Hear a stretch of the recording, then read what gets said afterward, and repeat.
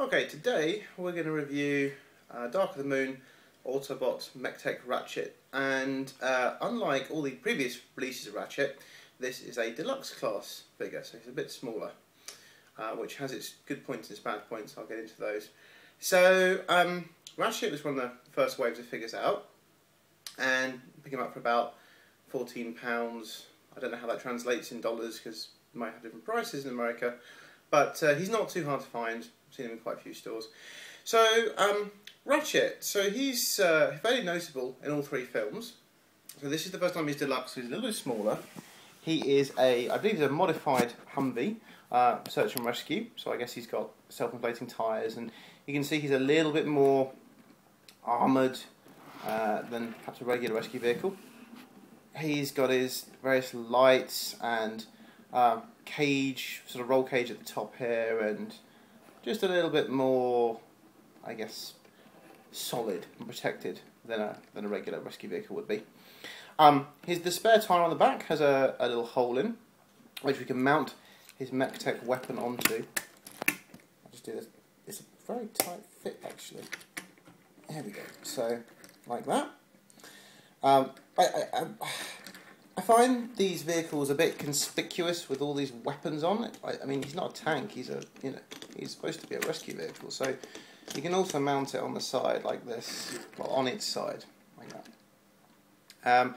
Now, I like him as a deluxe class. The only problem is he's a bit small. If we compare him to Revenge of the Fallen, Voyager Ironhide, and they're obviously end to end, and yeah, okay, Ironhide's a GMC. He's going to be possibly a bit bigger.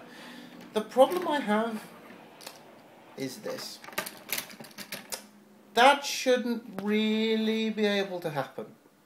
Ironhide should not be able to ride around with a Humvee on his back.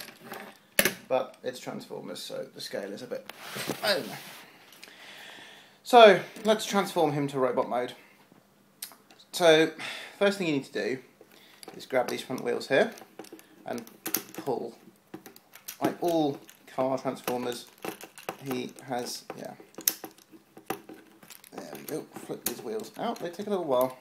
The whole front just comes to pieces, which is quite fun. I'm going to lift him up onto his back here. And the best thing to do, this whole section rotates around. So, there you go.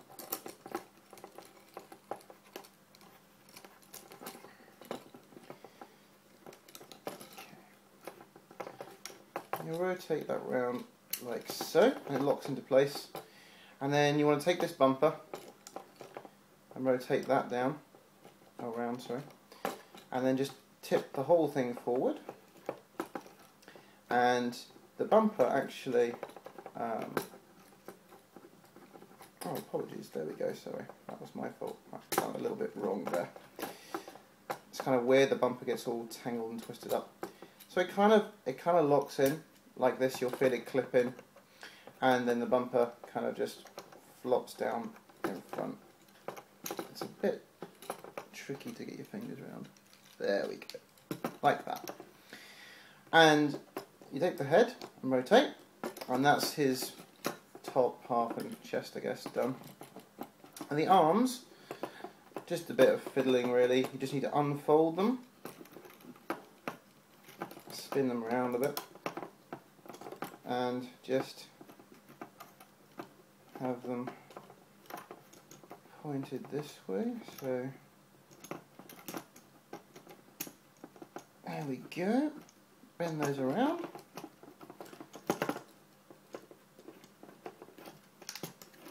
His whole arm essentially rotates right around like this, and you can tuck the wheels back here. So that's his whole top half done. Now his back is kind of interesting and fairly easy. I'm going to swing him around so you can see. Okay, so these little panels on his sides here, they just flip back. They tuck right in, and the same on the other side. Flick it back so it opens. And then this top piece, with the spare tyre, you want to grab this, the whole piece lifts up. It does fall off sometimes. It doesn't matter if it does, you can just flip it back on. But it kind of rises up like that, and then you can see the beginnings of his feet here.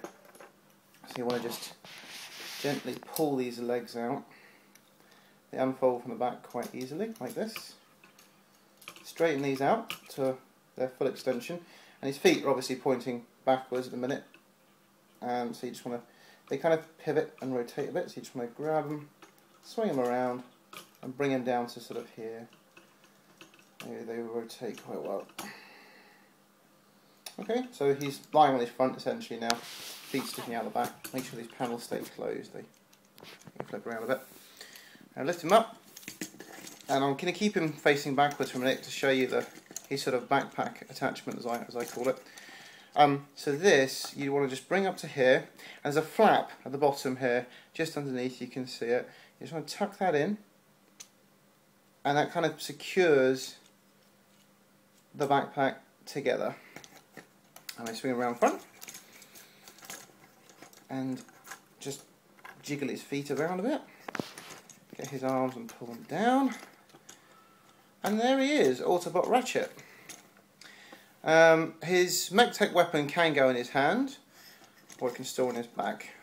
So let's put it in. I think it's mainly supposed to go in his left hand, mainly because you can kind of see when it does his the handle for the MechTech weapon is pointing on the left. So there you go. His arm's a bit loose and it's quite a heavy weapon. It can fall down a bit. Now, I don't like MechTech weapons. I find them gimmicky and really annoying, but Ratchet's weapon is one of my favourites, actually. It's one that does actually have a point to it. I'm going to try and do this without making it fall out. You have to kind of put your thumb behind it to do this, and you're going to hold Ratchet in place, because otherwise he'll fly around. But it kind of, there you go. A blaster that becomes a sword, a saw even. And it really does quite a good spin on that. It's quite good. And you can take that weapon out, as I say, and you can just stow it on his back. He's really quite clunky and cumbersome with it like this, but you know, he's a medic. I guess, yeah, he really doesn't stand up very well. He's now carrying essentially the weight of an ambulance on his back. Really, it's not a good look for Ratchet like this. There you go. So if you look at him now, he's slightly leant forward with this huge thing. But yeah, he's a nice figure. He's a bit small, you know. I mean, again, if I were to get Ironhide here, he can stand on Ironhide's back. I don't think that should be able to happen. That's a little bit odd to me. But it works quite well. There's a lot of play value, I suppose. He's a really nice figure.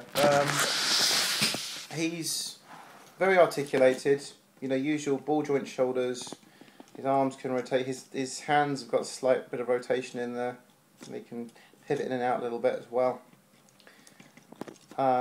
His legs obviously bend up, and his knee bends, although it's kind of weird because his knees look like they're pretty much always bent a little bit anyway. And his ankles pivot and turn. So that is him. He's Autobot Ratchet. I don't believe there is a Voyager version of him out for Dark of the Moon yet, so that's kind of all we have for now. And yeah, he's a nice figure. I like him a lot. Ooh, he's gone. Must take that weapon off his back. And now the back's fallen off. It's a sad end to an otherwise good review. He's good. Pick him up, and apart from his somersaulting antics with his backpack, he's worth it. Catch you next time.